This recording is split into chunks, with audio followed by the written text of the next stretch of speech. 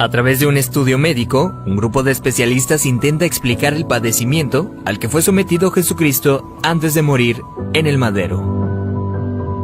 Castigo deshonroso que asignaban los romanos a los peores criminales y que Jesús aceptó como expiación para todos nosotros. Con 33 años de edad, Jesús sufrió el castigo más cruel y abominable, ocasionándole una muerte lenta y extremadamente dolorosa, padeciendo al menos unas 18 horas. De acuerdo con el estudio, cuando Jesús suda sangre en el huerto de Getsemaní, descrito en el libro de Lucas 22:44, experimentó un suceso llamado hematidrosis, que normalmente se produce cuando hay un gran sufrimiento psicológico. En algunos casos, la ansiedad severa provoca la secreción de químicos que rompen los vasos capilares en las glándulas sudoríficas, emanando mezclas entre sudor y sangre. La madrugada en la que Jesús fue arrestado, ya debilitado por lo que le habría sucedido en el huerto, fue llevado ante Sanedrín y Caifás, el sumo sacerdote. Fue golpeado por los soldados, quienes le pusieron una venda en los ojos para burlarse de él, le escupían y le abofeteaban. Para este entonces, a raíz de los golpes, ya su rostro empezaba a hacerse irreconocible debido a la hinchazón. Los azotes que Cristo recibió de los romanos eran a causa de otro término terriblemente brutal. El látigo que utilizaban los soldados estaba compuesto por tiras de cuero trenzado con esferas de metal entretejidas. Cuando este impactaba contra la carne, provocaba severos moretones y contusiones, mismas que se abrían con los demás golpes. No contentos con esto, el artefacto con el que se flageló a Jesucristo también tenía pedazos de hueso afilado, provocando además cortadas profundas mientras lo golpeaban. De acuerdo con estudios realizados por historiadores forenses, con frecuencia, quienes eran flagelados con este tipo de látigos llegan a tener exposición de la espina dorsal debido al desgarramiento de la espalda, pues los golpes iban desde los hombros, pasando por la espalda y las piernas, hasta llegar a los muslos, produciendo que la carne del individuo cuelgue en forma de tiras.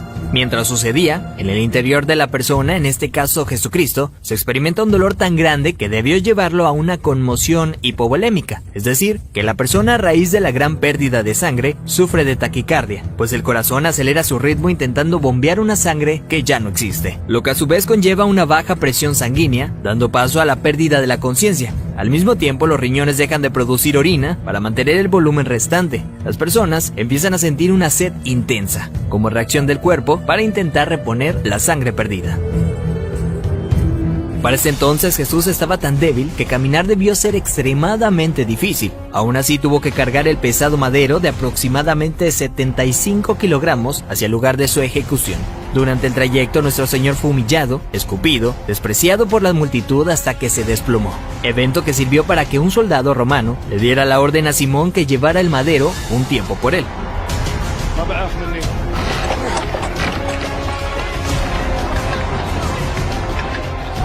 Luego de ello, Jesús dice tener sed y le dan un trago de vinagre. Los criminales condenados a esta pena eran amarrados. No obstante, a Jesús le clavaron de forma horizontal, con las manos abiertas. La viga llamada patíbulum aún no se había unido al madero, colocado de forma vertical permanente. Los clavos que se usaban para este hecho eran de entre 13 a 18 centímetros de largo, afilados en punta, con el objetivo de que éste atravesara el nervio mediano. Al romperse ese tendón y poner las muñecas clavadas, Jesús fue forzado a utilizar todos los músculos de su espalda desgarrada para poder respirar. Ya colgado, casi sin poder respirar, al clavarle los pies en el madero, triturando los nervios de los pies, debió haber sufrido dislocación de los hombros, situación que se confirma en el Salmo 22:14, cuando dice: «Dislocados están todos mis huesos». Lo siguiente es una muerte lenta por asfixia. Conforme se iba disminuyendo la frecuencia respiratoria de Jesús, entra en lo que se llama acidosis respiratoria. Dicho en otras palabras, es cuando el dióxido de carbono de la sangre se disuelve con el ácido carbónico, lo cual produce un aumento notable en la acidez de la sangre, lo que lleva a que el pulso sea irregular. De hecho, al sentir su corazón latir de forma errática, hubiera sido un indicador claro para Jesucristo que estaba a punto de morir. Y es entonces cuando probablemente pudo haber pronunciado aquella frase: «Padre, en tus manos encomiendo mi espíritu», para después morir de un paro cardíaco.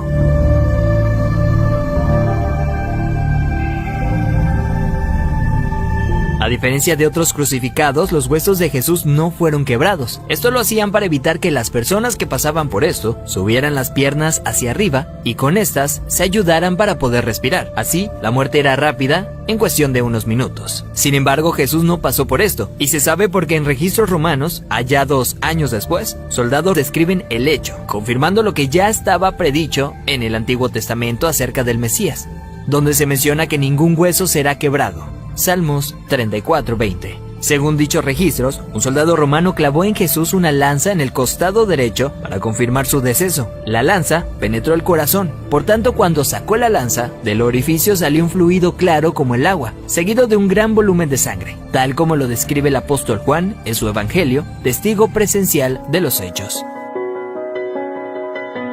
De acuerdo con la medicina, está más que evidenciado el sufrimiento que Jesús fue sometido siendo inocente. Esto es lo que sufrió el Hijo del Hombre para que tú y yo tengamos acceso al Padre y seamos perdonados. Veracidad News.